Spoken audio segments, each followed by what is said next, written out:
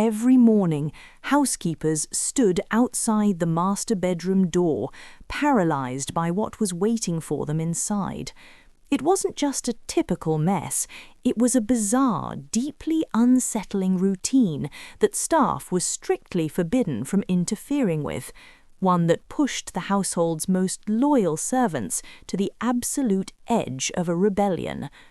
Andrew and Sarah Ferguson believed their thick walls kept their deepest secrets safe, but the staff knew that this one disturbing habit was just the tip of a massive, toxic iceberg. To understand how a life of ultimate privilege spiraled into the most shocking royal downfall in 4 centuries, you need to see exactly what happened when the bedroom doors were finally opened. Stick around until the end, because the final piece of this puzzle will completely change how you view the monarchy. If you enjoy deep dives into the world's most fascinating untold stories, please consider subscribing to the channel and hitting the notification bell. It truly helps us bring you more of this content, and we would love to have you on board. This was a dark secret that the royal family desperately tried to bury. From the very beginning of their marriage, staff members were pushed to their absolute limit by the bizarre behavior taking place behind closed doors. Former royal butler Paul Burrell exposed that the trouble started almost immediately after the wedding. From day one, the newlyweds simply refused to leave their marital bed. But it wasn't just about them sleeping in. They took it a step further. They actively barred staff from even entering the room. Housekeepers were strictly forbidden from making the bed or cleaning up for days on end. For a household governed by military precision, strict schedules, and absolute discretion, this wasn't just a minor mess. It was an immediate, glowing red flag. And things were about to get much worse. When the couple finally decided to surface from their room, the real nightmare began for the rest of the palace. They immediately began hosting a continuous succession of extravagant lunches, dinners, and tea parties for their friends. The kitchen staff, used to preparing set meals for the Queen at fixed times, was suddenly run completely off their feet. They were expected to produce high-end food on demand, around the clock. The royal chefs were furious. They felt like they were suddenly running a 24/7 open kitchen a la carte restaurant. Even the Queen herself did not entertain this extravagantly. Soon, the situation became completely untenable. The staff had finally had enough, and what they did next was almost unprecedented in royal history. They banded together and launched a formal rebellion. They took their protests directly to the master of the household, who was forced to take the complaints straight to the top. When Queen Elizabeth heard about what was happening, she was absolutely horrified. The Queen notoriously despised waste and personally planned her own meals every single day to avoid it. The idea of her son treating the palace like a lawless, all-you-can-eat resort was deeply unwelcome. She immediately intervened and put a strict stop to what staff called the lavish gluttony. But Andrew was genuinely bewildered that anyone had a problem with it. To him, his wife could do no wrong, and the rest of the world simply needed to adapt to them. It was a dangerous, deep-seated sense of entitlement that would shadow him for decades. But while his mother could shield him from angry chefs, she couldn't shield him from the international monster that was about to cross his path. The ultimate shield of protection was about to be completely obliterated. For decades, Andrew had been shielded from any real consequences because he was widely considered to be the Queen's favourite son. But with the passing of his mother and the ascension of King Charles, that era of untouchability vanished in an instant. The new king was determined to clean up the family's image, and his brother was the first target. In a move that sent absolute shockwaves through the global establishment, the king announced that Andrew would be stripped of every single remaining royal title. He was no longer a prince. He was no longer a duke. He was officially cast out into the cold, left to face reality as a private citizen. But losing his titles was just the beginning of a rapid, terrifying spiral. Because while he was losing his royal status, investigators were quietly combing through a massive mountain of newly released evidence. The U.S. Department of Justice had begun releasing a new tranche of the infamous Epstein files, and the contents were far more devastating than anyone could have predicted. For Andrew and Sarah Ferguson, it was an absolute death blow to any hope of public redemption. According to explosive reports of these documents, Sarah had gone to extreme lengths to maintain her ties with the disgraced financier.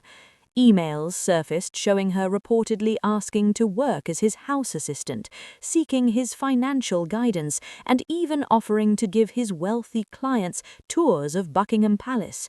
Her carefully rebuilt public image was completely vaporized. Charities severed ties with her instantly, and several of her associated businesses were forced straight into liquidation.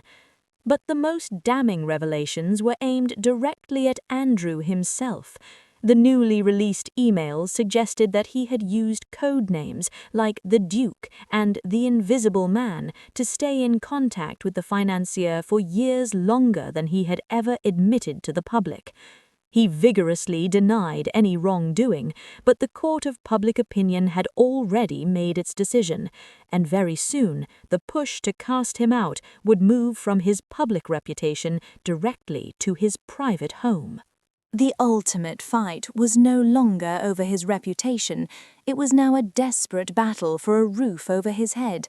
For over a year, Andrew had been locked in a bitter, highly public standoff with his brother over Royal Lodge, a massive 30-room mansion he had called home since 2003. He stubbornly ignored immense pressure to leave, refusing to relocate to any smaller property. But with his royal status officially vaporized, the king pulled the plug on his financial backing and security. The locks were effectively being changed, and negotiations were officially over. The once mighty royal was forced out of his mansion and quietly moved into Wood Farm, a modest 5-bedroom farmhouse on the Sandringham estate. But even that was just a temporary fix.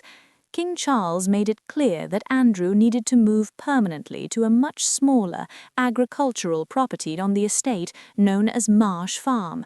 There was just one massive problem.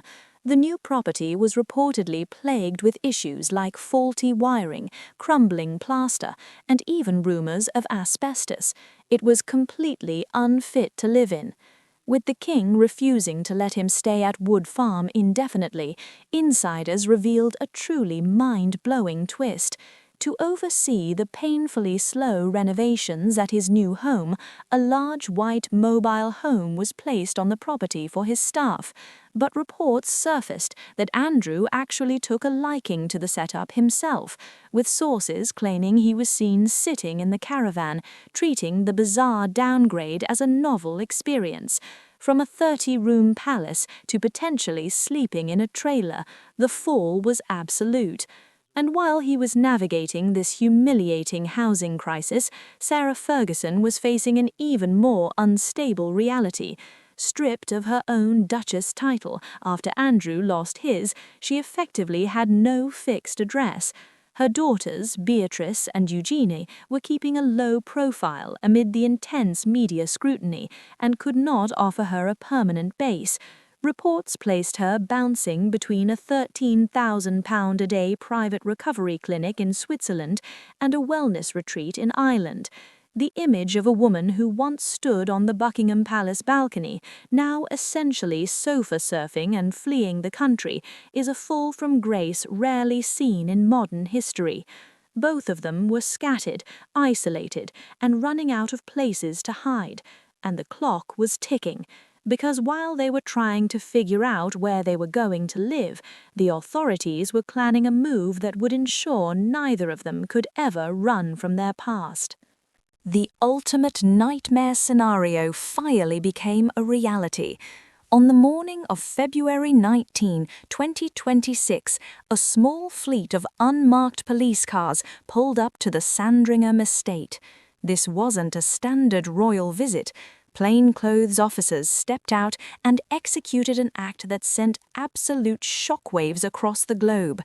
They arrested Andrew Mountbatten-Windsor on suspicion of misconduct in public office. The timing couldn't have been more dramatic or more humiliating. It was his 66th birthday. Instead of celebrating, the man who was once second in line to the throne spent 11 hours in a cold police cell being interrogated by investigators. This wasn't about the old, highly publicized scandals. This was a brand new criminal investigation focused on explosive claims that he leaked confidential government trade documents to Jeffrey Epstein. The accusations suggested that while acting as a UK trade envoy, he had passed sensitive, market-changing information to the disgraced billionaire. He vigorously denied all wrongdoing, but the sight of him being driven away from the police station in the back of a car, slouched and staring blankly into the distance, was an image that broke the internet. He is the first senior member of the immediate royal family to face arrest in 4 centuries. Even King Charles made it clear that there would be no family intervention this time. In a public statement that stunned royal watchers with its directness, the king simply said, "The law must take its course." The ultimate insider had officially become the ultimate outcast. For years, the palace walls and a mother's fierce protection kept consequences at bay. But as the investigation continues, it serves as a massive reminder that no one is above the law.